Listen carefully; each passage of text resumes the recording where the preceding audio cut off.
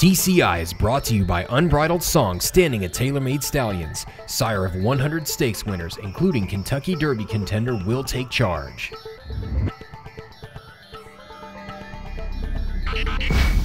Welcome back to TCI, your inside track to the Triple Crown. Alongside Joel Cunningham, I'm John Siegel. Joel, speaking of the inside track, we've been over at Churchill, really looking at these contenders and getting our first impressions. I want to jump right in here and talk about the number one on the TCI top 10. We tried to catch him this morning, but he went out too early for us. We were there at 8:30 to watch all the other Derby horses. Shug took him out at 6, a little bit too early for me and you. We caught him back at the barn, though. What did you think of the horse, and what did you think Shug had to say about him? Yeah, you really can't tell a lot about Orb yet based on the way he's training, John, because they really haven't done a lot. He galloped a mile and a quarter a day. He's going to go a mile and a half tomorrow, and then by Saturday, 8:30, he'll start going out with the Derby horses, and we'll learn more then. Obviously, his final work is Sunday. It's going to be in company. Should be a sharp type work, Shug said. So I think we'll learn a lot there. But he's been real pleased with the way the colt has come in. We talked about the cold weather. He's thrived in this cold weather. Shug said he just really loved it, and the fact that it was 30-something degrees a day. He hadn't seen that all winter long. Yeah.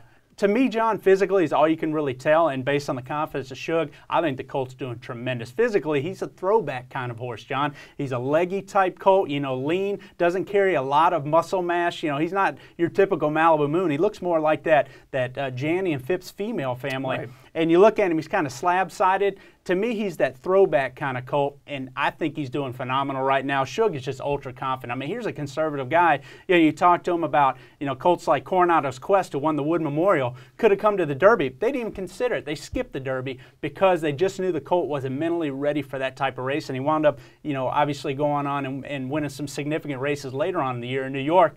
The fact that they're here with this colt and that excited, I think that speaks volumes for a trainer that's been around this long with so many good horses. He knows what it takes. He's finally here with a colt that's going in the right direction. I really think Orb's sitting on a big race. Well, a horse we did get to see this morning that a lot of people are excited about is Verrazano. Joel, we got to watch him, breeze on Sunday, and then again we get to watch him gallop here. This was him this morning at Churchill. Joel, a lot of buzz about this horse right now. Great photo, by the way. And if it was a beauty contest, they would not beat Verrazano. I mean, he just is a picture, John. I talked about how Orb isn't that big, muscly, big type colt.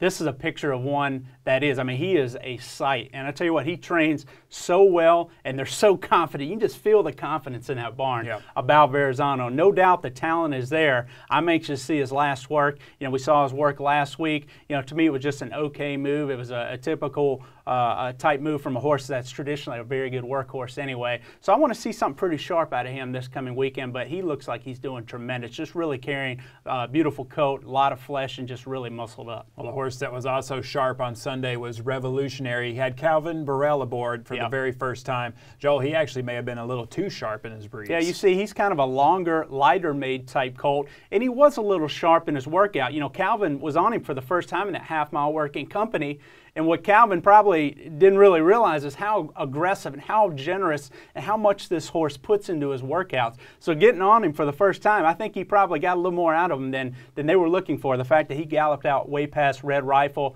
it was a little aggressive, 48-4 there. So I know, we were there in the gap. He was blowing pretty good coming off the track, but he's just such an honest horse, John. He's going to give it to you.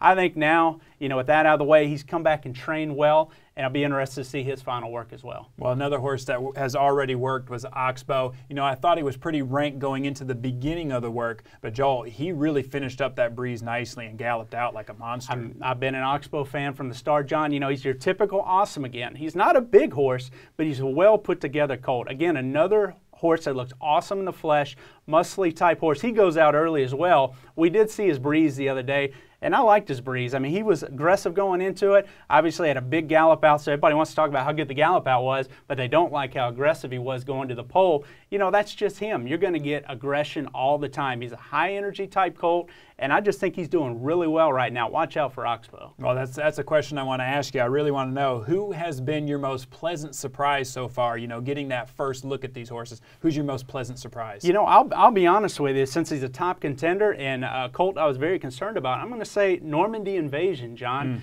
I mean, here's a colt that, coming to Churchill Downs, I was very concerned with the way he looked when he first arrived in Louisville. To me, he's not a big colt anyway. He's a lighter made type colt like Revolutionary is.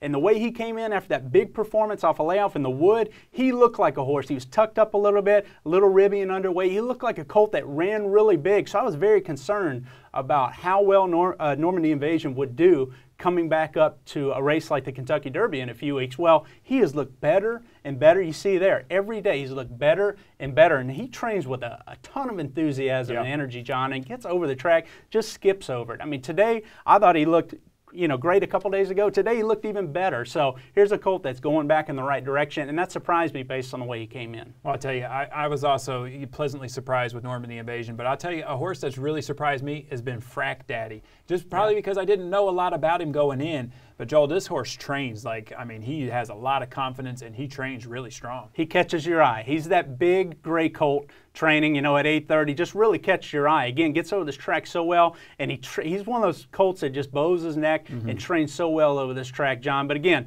if you like Frack Daddy, and you're willing to jump aboard that bandwagon, he might be one of the longest prices on the board because, honestly, Frack Daddy just hasn't really stepped up and shown that he's this type of colt yet. But based on the way he's training, he might deserve a look on this racetrack, one that he likes. All right, well, we have to talk about a race that'll be run before the Derby, and that's the Derby Trial. Joel, it could have an impact on the Kentucky Derby. Tell me, who do you like in there? It's an interesting field of 9 in here, and I think it very well could have an impact on that Derby. I mean, you better keep your eyes on this Derby Trial because Titletown 5 drew the far outside in that one-turn mile. We know how much he loves Churchill Downs, and I love the 9-hole from him because he's going to be able to track down that long run down the backstretch coming out of the chute. He's going to be able to track Zebros and that speed to the inside. We know he likes to track. So if he's able to stalk successfully and get the type of trip I think he will and run a winning race, I think Dwayne Lucas is going to bring him back on a week's rest, and that really affects the pace scenario of the Kentucky Derby, John, immensely. So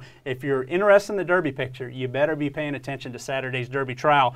I also think Zebros is a horse that obviously Baffert likes a lot. It has a ton of speed. You're going to have to catch Zebros. I don't know if he really wants to go that far, though. I'd give the edge to Titletown 5. And then another horse that's kind of interesting is Capo Bastoni. Now, if he were to run big in here, you might could see him back in the Preakness. And any of the 3 colts I mentioned, if they run big in here, don't be surprised to see him back in Baltimore, if not back in a week's rest in the Derby. All right, thank you, Joel, and thank you guys for watching. Make sure you come back next week. We'll have more behind-the-scenes footage. We'll talk about the final breezes, and we'll talk about how that might affect the TCI Top 10.